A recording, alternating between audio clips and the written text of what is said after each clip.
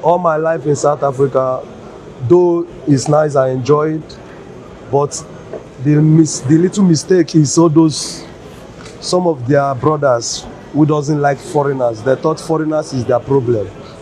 So seeing us fellow blacks, they think we are their problem. So which is very wrong.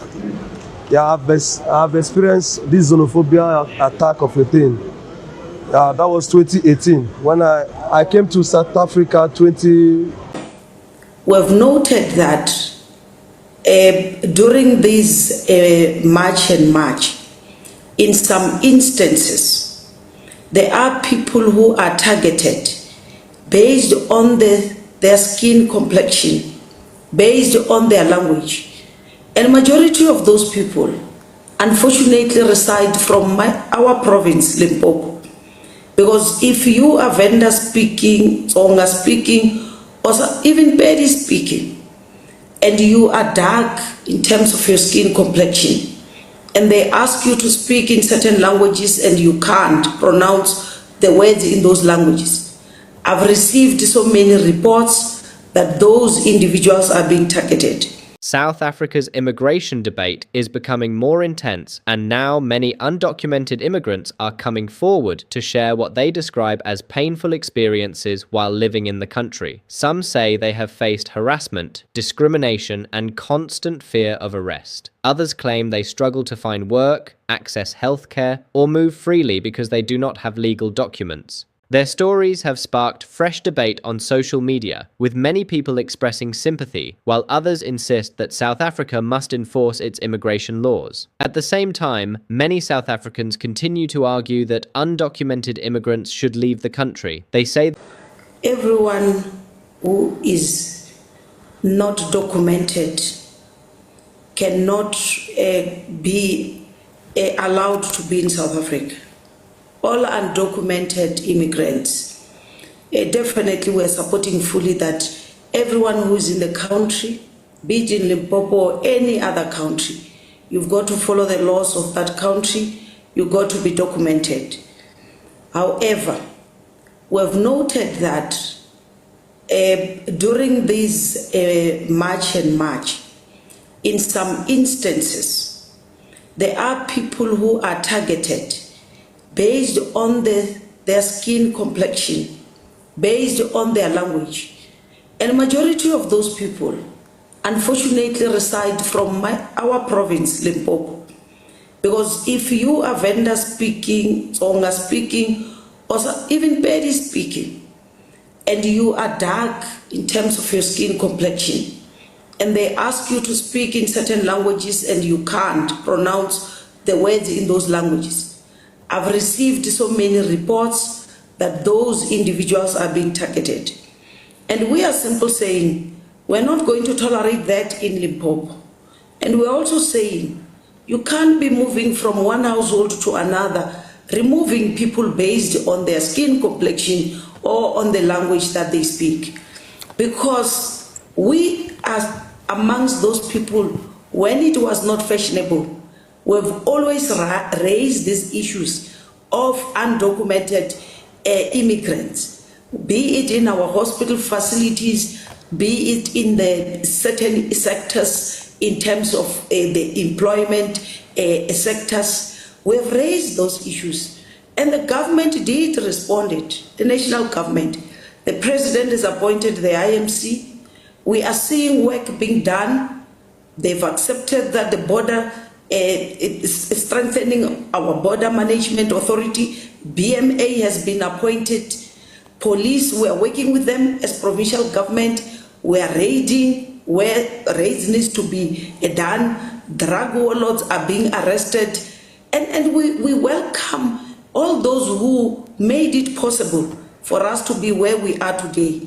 But we can't allow a situation where because I am Limpopo born citizen and I'm dark in my skin complexion, I cannot be allowed to visit any province. That we cannot allow.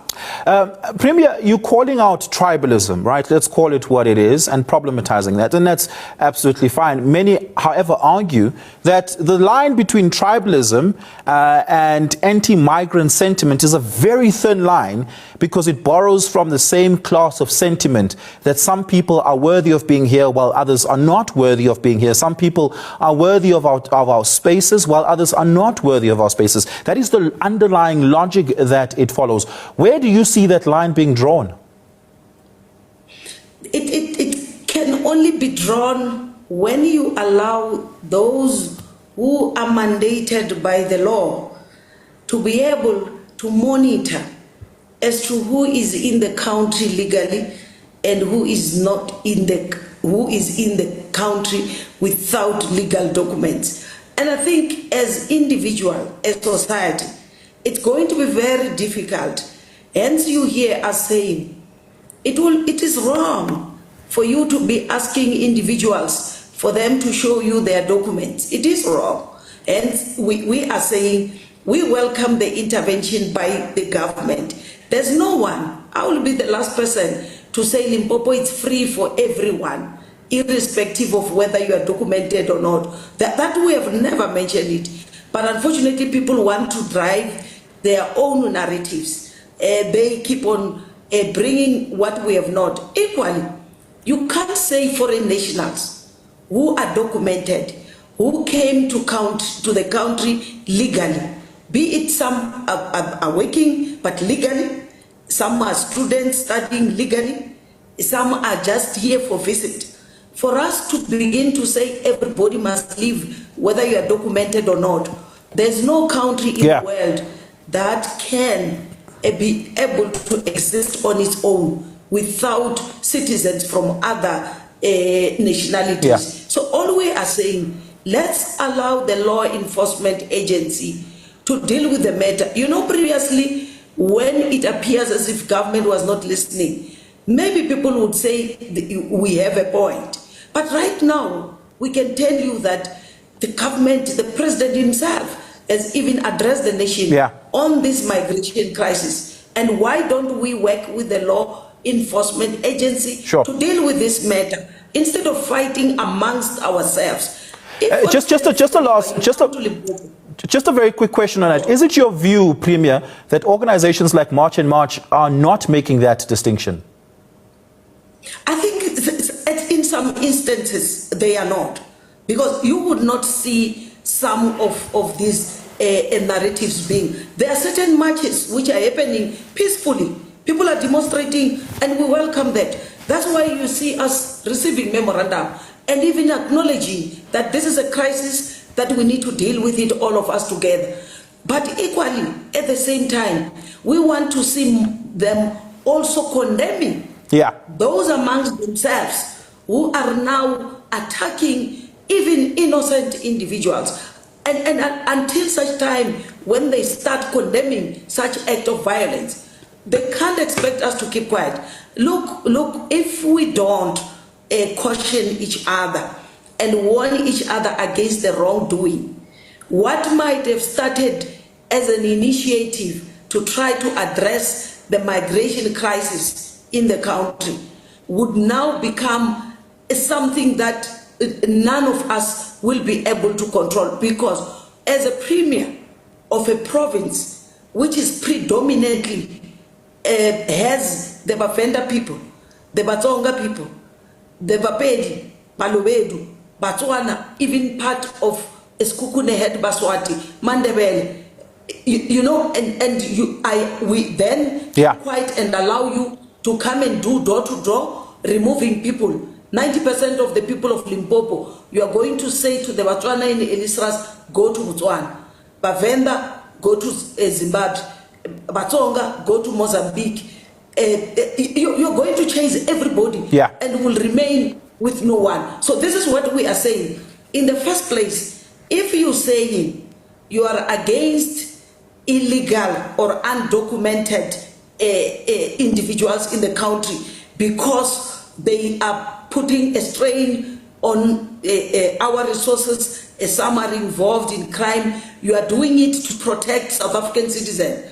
But then you turn around and start attacking the very same South African citizen. So we're saying no to tribalism, and we're saying let's allow individuals who are here legally to continue to live together with us. We're going to have to. My name is Okafor Jonathan Ugochukwu from Anambra State. I stay in Jamestown, Joburg. I've been there like 10 years.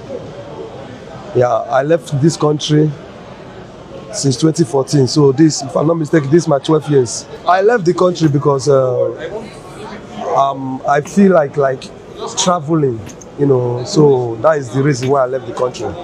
So this is my 12 years. I have been in Tanzania, I have been in Mozambique. So my 10 good years is in South Africa. I'm a business guy. I was doing business here before I left this country. I was selling clothes, our boutique. All my life in South Africa, though it's nice, I enjoy it. But the little mistake is some of their brothers who doesn't like foreigners. They thought foreigners is their problem. So seeing us fellow blacks, they think we are their problem. So which is very wrong. Yeah, I've experienced this xenophobia attack of a thing. That was 2018 when I came to South Africa 2016. So I made my first money that 2016. I bought my ticket by myself. He's here with me. I bought my ticket 2017. I wanted to return back to Nigeria, but they denied me of it because of the Home Affairs was with my passport. So my ticket got expired. Unfortunately, the remaining money that was left with me, I started up a business. So the little business I started up, this is the shop, and it was attacked in 2018 due to the xenophobia attack. This was motor spare. Yeah, so this is my ticket I bought 2017. I wanted to return back to Nigeria, but I was denied.